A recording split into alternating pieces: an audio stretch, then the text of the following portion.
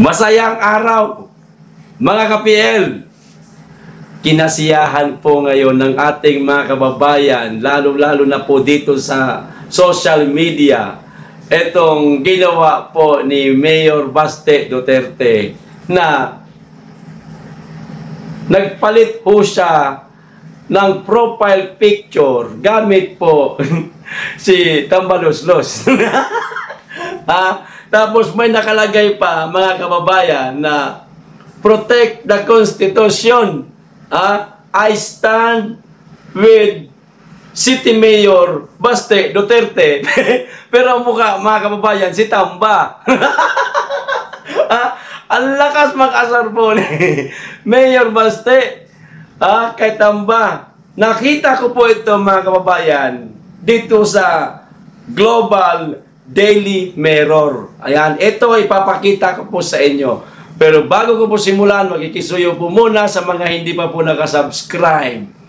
Baka naman, at paki-click na rin po ang notification bell para updated sa lahat ng upload. At huwag nyo po kalimutan, paki-like na rin po ang video. Maraming salamat. Makikisuyo lang po. Urong lang po ako konti para makita nyo po yung picture ni Tamba na ginamit po ni Mayor Baste bilang pang-aasar po kay Tamba. Malakas pang-asar. Sumunod dito, mga kababayan, baka si Tatay Digong gamitin niya na rin. Yung mukha ni Dayunyor. Tapos nakalagay din ganito.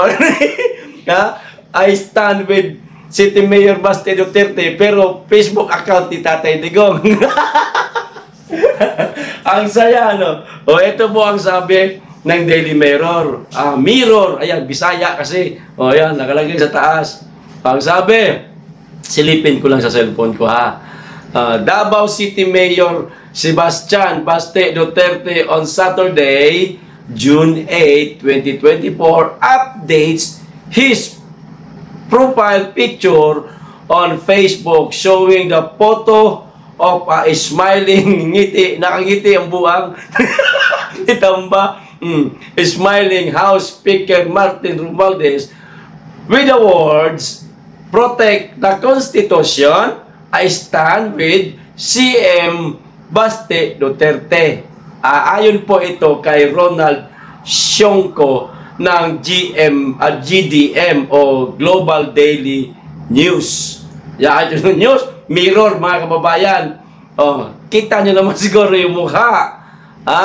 Kaino galing? Sa GDM, mga kababayan. Hindi po gawa-gawa ni PL.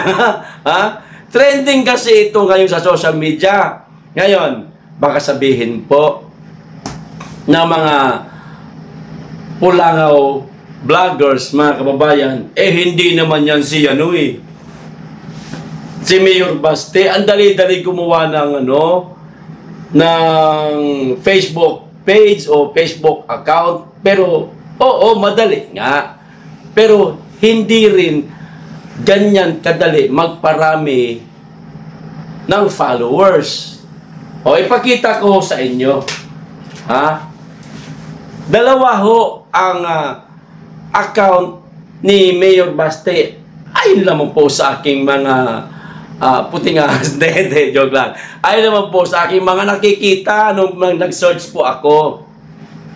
Meron pong isa, itong gumamit ng picture ni Tamba. Ang pangalan po nito, Sebastian Duterte lang. Wala nang Baste, wala na. Sebastian Duterte. Yan, pakita ko sa inyo, Maliwanag. Sebastian Duterte. Pansinin niyo po sa baba. Lives in Davao City. From Davao City. Single. Ayan, yun lang single nakalagay. Medyo nakakapagtaka, mga kababayan. Kasi alam ko, may asawa ito si Mayor Baste. Siguro, baka hindi niya pa na-update. Diba? Matagal na pong ginawa. Ito po ay ang kanyang sariling Facebook account. 2009 pa po. Mula nung siya nagkaroon ng account na Facebook. Na ngayon po ang followers, mga kababayan, ay nasa 420 178,000. Di ba? 420,178 people. Ayan, mas klaro. Sa palagay ko, mga kababayan, legit ho ito. Hindi po ganun kadali mangalap ng followers. Sa bagay, Duterte ito. Kilala. Talagang maraming humahanga dito dahil sa galing po ng kanyang pamumuno. At maliban dyan, siyempre yung kanyang kagandahang lalaki na rin. No? Pinag-uusapan ho natin dito kung ito ba legit o hindi. No? Dahil nga, kinuha na ng ano nga ito? Global Daily Mirror, baka legit nga. At sa dami pa lang po ng followers, 420,178 people, masasabi nating legit. Okay. So, ito yung kanyang sariling Facebook account. Etong isa, ipapakita ko sa inyo, ito naman po yung kanyang page, mga kababayan. Dito natin makikita madalas ang kanyang mga event, kanyang mga ginagawa po sa Davao City bilang alkalde. Oh, ayan. Ang pangalan naman po na ginamit dito para hindi magkaparehas doon sa unang ipinakita ko sa inyo, mga kababayan, ay Sebastian Baste Duterte. Ito po ang kanyang official Facebook page, mga kababayan. Yung kanina, Facebook account niya ho yun. Paliwanag oh. Sebastian Baste Duterte, na meron pong followers, mga kababayan, na 548K. Ha? Marami na yan. Ayos. Nakadali si Mayor Baste kahit tamba, mga kababayan. Ganyan lang naman po, mag-asar si Mayor Baste. Hindi naman po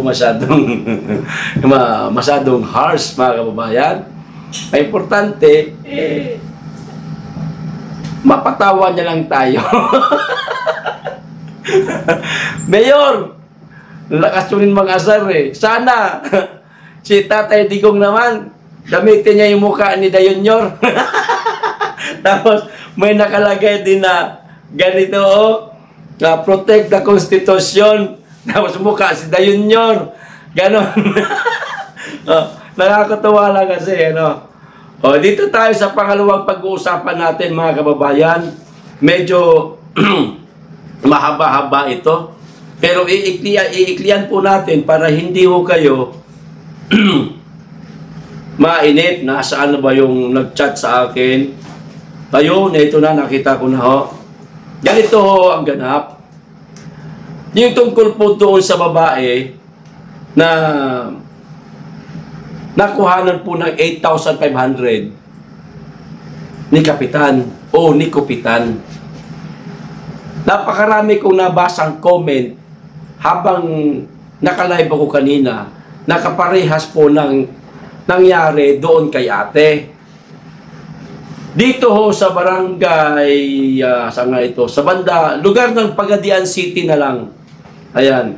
Tsuhin po ito ng isang kaibigan natin. Hindi ko na lang po papangalanan. Baka mamaya po magurgur. Ang sabi ho dito, ako ang Uncle B. B na lang po. Hindi ko na kukumplituhin. Basta barangay Kagawad din po yung tito niya o yung uncle niya. Bisaya po ito. Sabi niya, ako ang Uncle B, barangay Kagawad sa Pagadian City. Pamaya, ita-translate ko po yan sa Tagalog. Ilang barangay, walay madawat nga na ayuda and halos walay budget kay tanan barangay official kontra kay Vangag at kay Kokak admin. Okay? Diba? Merong bigayan ngayon ng mga ayuda. Pero, itong barangay na ito, mga kababayan, dahil po halos lahat ng barangay official hindi maka-admin, antay-bangag po. hindi nakatanggap ng ayuda ang kanilang barangay at ang kanilang mga kababayan. Ayon po dito sa nagbigay po sa akin ditong impormasyon. Hindi lamang po isang tao ang pinagkaitan ng tulong o ayuda, kundi napakarami. Isang buong barangay mabuti pa yung si ating buntis. Isa lang, inupitan ni Kapitan.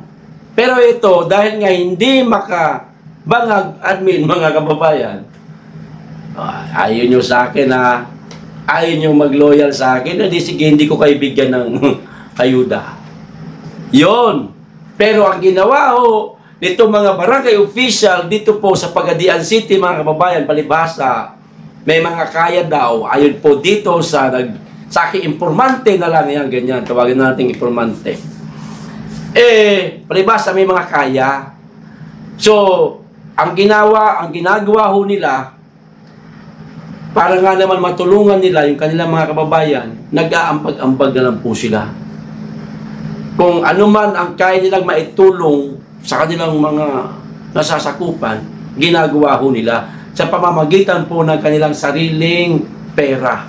Hindi po mula sa pera ng gobyerno. Yan. Sa madaling salita, mga kababayan, parang inaapi po itong isang barangay na ito.